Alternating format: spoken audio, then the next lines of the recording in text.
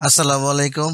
আজকে এই টিউটোরিয়ালে দেখব জিএনএ কোনো একটি ইমেজ সেট করার পর সেই ইমেজের ডাইমেনশন যদি ঠিক না থাকে তবে সেটাকে সঠিক মাত্রায় কিভাবে ডাইমেনশন স্কেল ঠিক করা যায় এই বিষয়টা দেখব। প্রথমে যে ইমেজটিকে ঠিক করবেন সেই ইমেজটাকে জিএনএ ইনসার্ট করে নেবেন। আমি এই ইমেজটাকে সেট করলাম, এরপর একটা ক্লিক করলাম, এখানে একটা ক্লিক করলাম। এইটা হইতেছে আমার একটা স্যাটেলাইট ইমেজ যেটা গুগল আর্থ থেকে ডাউনলোড করে নিচ্ছি। আর গুগল আর্থ থেকে কিভাবে স্যাটেলাইট ইমেজ ডাউনলোড করতে হয় সেই বিষয়ে আমার একটা টিউটোরিয়াল আছে, দেখে নিতে পারে। তো এইখানে এই স্যাটেলাইট ইমেজটি নিয়ে আসার পর একটা সমস্যা হয়েছে। সমস্যাটা কি, যে এখানে আমার দেওয়া আছে দেখেন 100। এখন জিএনএ যখন আমরা মেজারমেন্ট করব তখন এখানে যদি 100 ফুট না থাকে তাহলে তো আমরা মেজারমেন্ট করতে পারবো না। তো এটা ডাইমেনশনটা চেক করব। চেক করার জন্য এই ডাইমেনশন লাইনে যাবেন, এখান থেকে অ্যালাইনে ক্লিক করবেন। অ্যালাইন থেকে ক্লিক করার পর এখানে একটা ক্লিক এবং এখানে একটা ক্লিক করবেন, এরপর নিচের দিকে নামিয়ে দিবেন। এখন এখানে কতটুকু আছে সেটা আমরা এখন জিএনএ থেকে দেখতে পাবো। জুম কমিয়ে নেই কারণ এটা এত ছোট যে ডাইমেনশন ইউনিটটা অনেক বড় হয়ে গেছে। তো এখানে আছে 2 ইঞ্চি, মাত্র 2 ইঞ্চি আছে। তো এই 2 ইঞ্চি কে এখন আমাদের এখানে যাতে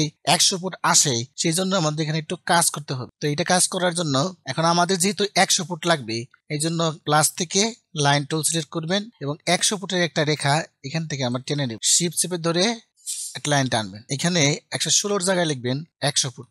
100 ফুট লেখার পর ট্যাপ চাপ দিলে এটা 100 ফুট অটোমেটিকই হয়ে যাবে। পরে এখানে দেখেন টিক চিহ্ন আছে, কনফার্ম ইউনিট ইনপুট।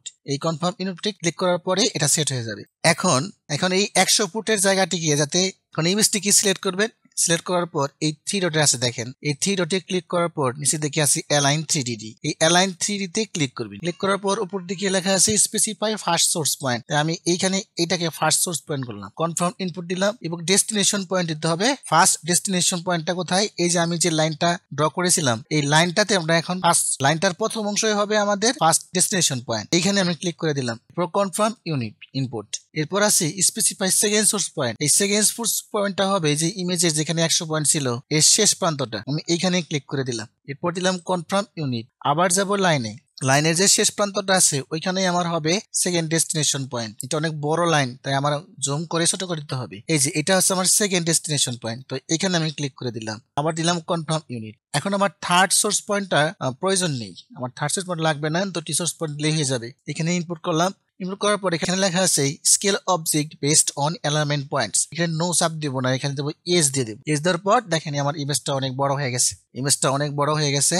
এখন দেখেন আগের তুলনায় এখন অনেক বড় হয়ে গেছে। এখন এই যে 100 ফুট এখানে আসছিল, এখন এখানে 100 ফুট আসে কিনা এটাই আমরা দেখবো। যদি এখানে আমার ডাইমেনশন লাইনে 100 ফিট আসে তাহলে আমার ম্যাপটিতে স্কেল মেজারমেন্ট ঠিক হয়ে গেছে, আর না হলে হবে না। এখানে আবার ডাইমেনশন ইউনিটে যাব, এখান থেকে অ্যালাইন যাব। অ্যালাইন থেকে এখানে একটা ক্লিক এবং এইখানে একটা ক্লিক করতে হবে, এরপর নিচের দিকে নামিয়ে দেবো। এই যেখানে দেখা আছে এখানে কিন্তু এখন আমার 100 ফুট এসে গেল। জিএনএ যখন কোনো মৌজা ম্যাপের উপর স্যাটেলাইট নকশাকে ইনসার্ট করবেন তখন কি স্যাটেলাইট ইমেজটিকে স্কেল করে নিতে হবে যাতে ম্যাপের সাথে স্যাটেলাইট ভিউটা পুরোপুরি মিলে যায়। ধন্যবাদ সবাইকে, দেখা হবে আগামী টিউটোরিয়ালে।